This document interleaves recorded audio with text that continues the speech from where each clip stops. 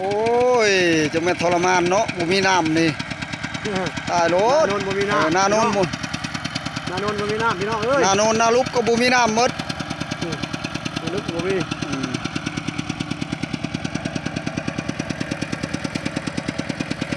แล้วเขามัดตัวไม้มัดใช่ไหมแล้วก็ดึงขึ้นน้ำมันขึ้นอยู่ดอกจะหน่อยนี่ชำนี้ได้ดอก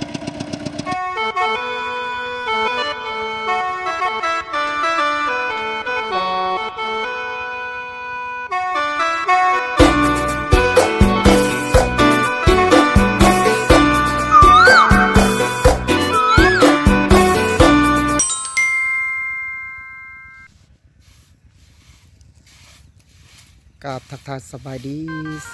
พ่อแม่พี่น้องสู่ผู้สู่คนมื้อนี้ก็มาพบกันกับบ่าวคำพงบ้านนายคือเก่าคือเดิมทุกคนมื้อนี้ออกมาหวานข้าวพี่น้องเป็นนาโนนตัวนี้พี่น้องเอ้ยช่วงนี้กับฝนเริ่มตกและทุกคนหลังจากแดดฮ้อนเอามาหลายมื้อหลายเว้นหลายเดือนเลยพี่น้องตอนนี้ก็เริ่มตกออกมาแล้วฝนฟ้าฝนโซลธาทุกคนก็เริ่มกันฮึบพับไทยให้ไทยนาเสได้ตกกะตามุ่งผู้บางคนเสได้ตกกะดำผู้บางคนกะหวานส่วนหลายกะหน้าหวานและหลายทุกคนตอนนี้กับบ่าวคำพงก็ออกมาหน้ามือนี้ทุกคนมาพัดเข่าเกียมสีหวานและทุกคนกะเกียมข้าวปลูกทุกคนอันนี้เป็นข้าวปลูกเอาพัดเกียมจะหวานเห็ดหน้าหวานเป็นข้าว11เลยทุกคนเลย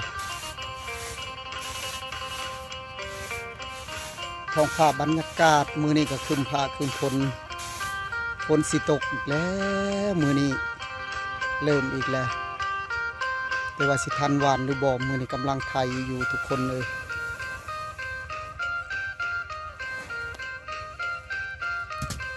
โอ้ยสวยอยู่ทุกคนเป็นข้าว11กค11ทุกคนข้าวปลูกหลังจากเราเอาเมียนเราก็มาพัดตื้มอีกทุกคนเพราะว่าเขารีบมันลายมันก็สิบออกเขาหวานบ่ได้ตามคาดหมายเพราะว่าเขาอยากได้ตามคาดหมายที่เขาหวานอยากได้ห่างอยากได้ทีเขาก็กำหนดคือว่าหูจักทุกคนนะฮะพัดแล้วเป็นเขาเม็ดเต็มเหมือนมันก็จะออกส่วนลาย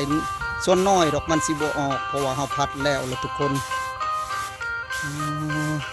ตอนนี้ก็อยู่กับไห้กับนากับพวกกับสวนมือนี้ทุกคนออกมาอยู่นา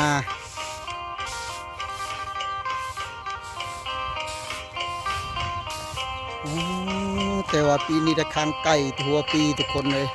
เพราะว่าวานเข่าแล้วก็ได้ค้างและไก่ทุกคนบวกค้างก็มันสิไปกินเข่าหมูเข่าเฮาในทุกคนกินเข่าเฮาก็ยังใครไปกินเข่าหมูนี่บ่ได้ทุกคนเลยเพราะว่าช่วงนี้ก็ช่วงการผลิตข้าวนาปีโอ้ยห่างเครื่องเลยจะแม่นงามทุกคนสิลมแล้วสิรอดอยู่บ่ปีนี้จักว่าลมมาแห้งสิลมบัวจะคำเมียนซื่อๆทุกคนเลย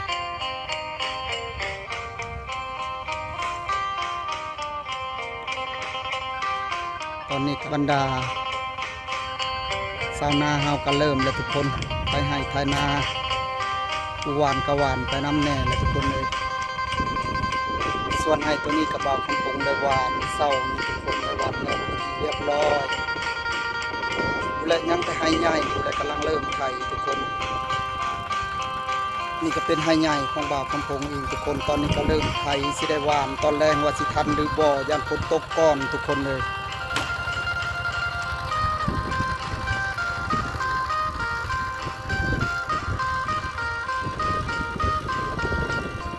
ตอนนี้ก็สายลมมีสายลมนะทุกคนเป็นไฮปักใหญ่ทุกคนเลย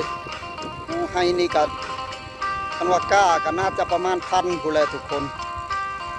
ตัวใหญ่สุดเลยทุกคนว่าดำก็เพื่อสิแล้วระดับ5-6 มือ7 มือได้ยังตัวมันยังในทงยางนี่ฮะไอ้กระปูนี่ฮะโอ้ลูกหัวกบเนาะโอ้หานแซ่บเด้อนี่บ่ได้มื้อนี้เนาะแต่เก่าคือได้หลายเลยแต่เก่าฮะโอ้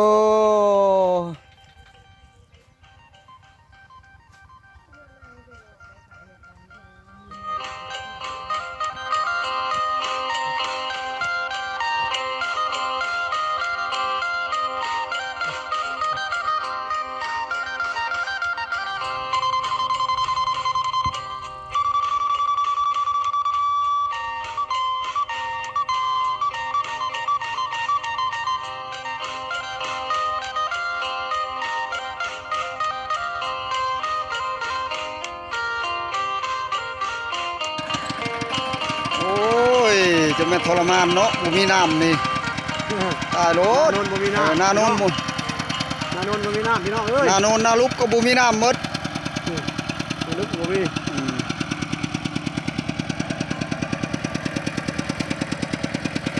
แล้วเขามัดใช่ไหม มัดใช่ไหมแล้วก็ดึงขึ้นน้ำมันขึ้นอยู่ดอกจะหน่อยนี่ชำนี้ได้ดอกเอาทางน้ำนี่ขึ้นนี่แลนขึ้นไวๆตาดมันก็ไหลขึ้นแล้วมันทั่วแล้วแหละ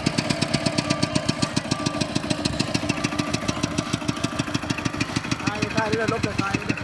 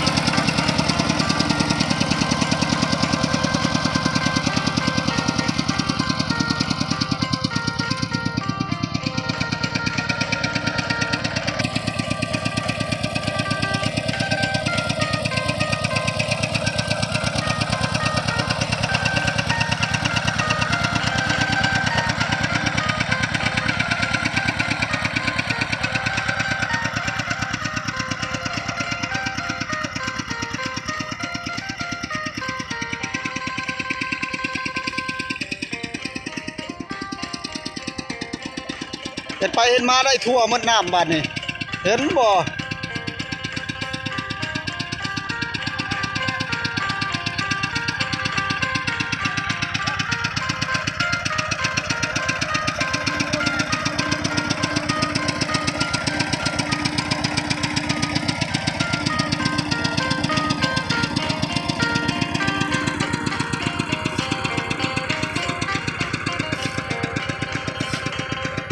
โอ้ใช่ทางกลางคุณขอบนี่มันพออยู่แล้วขอบเนี่ยแต่ทางกลางคุณมันบ่พออยู่คุณ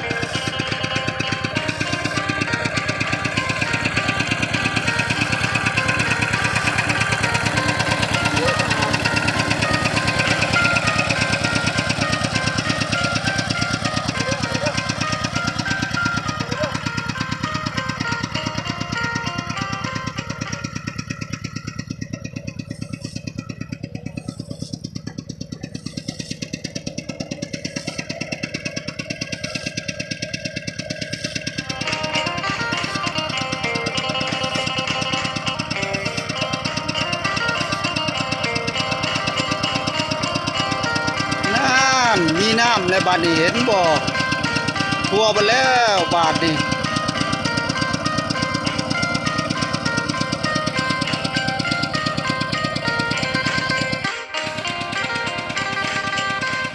เหยียบ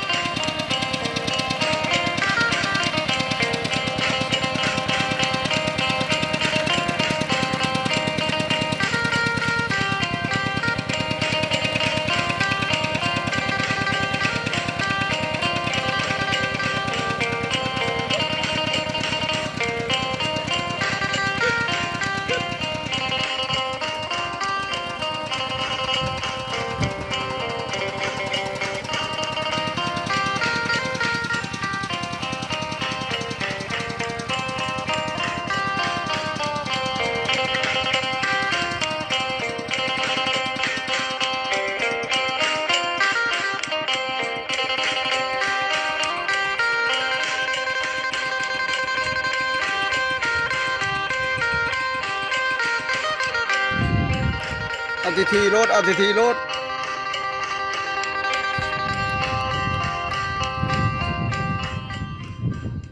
ไม่ต้องเป็นห่วงแม่นบ่โบราณบ่ทางกลางบ่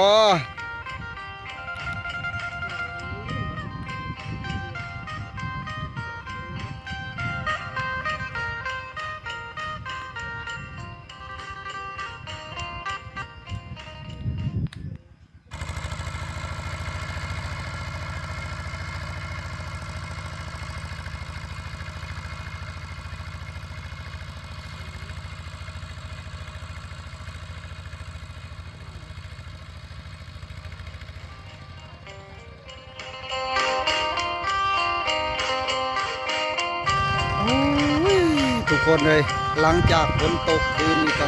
มาลุยกันแล้วมื้อนี้ไถนากันสนั่นเลยมื้อนี้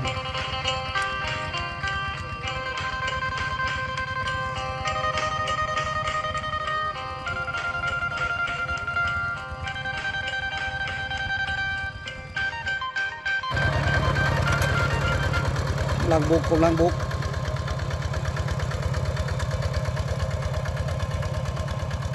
แบบนี้แหละชาวนาเฮาพี่น้องเอ้ยเมื่อฝนตกมาก็มีกำลังจิตกำลังใจออกไถให้ไถนา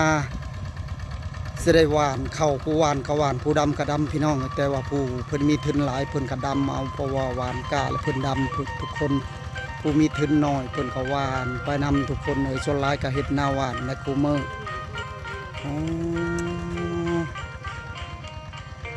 กำลังบุกกันเลยพี่น้อง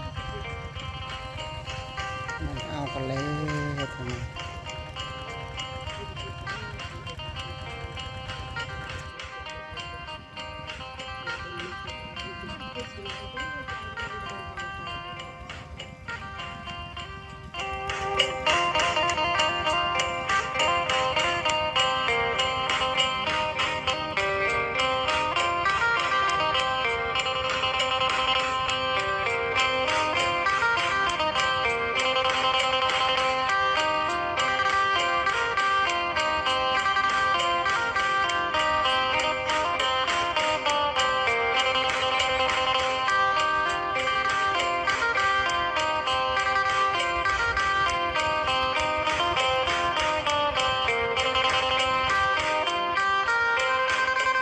อันนี้เป็นไฮนาของบ่าวคำพงเองทุกคนถือว่าบ่าวคำพงก็ได้หวานให้บ้าใหญ่ทุกคนก็ได้แล้วเป็นทีเรียบร้อยตอนนี้ก็มีแต่เก็บหญ้าออกพี่น้องเพราะว่าอยากมีหญ้านี่จักหน่อยเป็นหญ้าเข้านะทุกคนเราต้องเก็บส่วงนี้ถือว่าส่วงมันออกจะน้อยเฮาก็สิลงบ่ได้แล้วทุกคนสิเหยียบเข้านะโอ้ทุกคนตอนนี้ก็ฝนยังบ่ทันตกทุกคนแต่ว่าขึ้นผ้าขึ้นพ้นมื้อนี้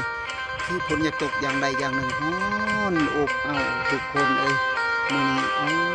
ยฮ้อนแท้ฮ้อนว่าทุกคนแต่ว่ามีสายลมก็บ่ปานใดทุกคนลมแบบค่อยๆนะแต่ว่ายังแบบอบอ้าวอย่างใดอย่างหนึ่งแบบครึ้มนะทุกคนเป็นไหนาใหญ่เฉพาะไหหนึ่งมีทุกคนเอ้ยคันเข้าก็จะประมาณ40-50พุ่นแหละทุกคน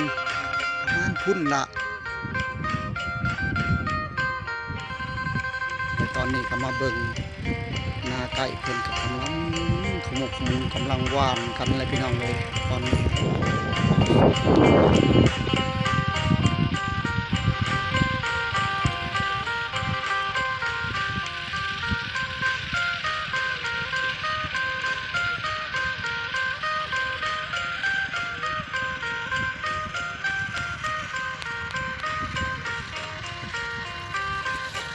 มันนี่ก็ขึ้นพาขึ้นฝนคือฝนสิตกอีกแล้วพี่น้องทางนี้ก็เริ่มหวานอ้อมหอบหมดแล้วตอนนี้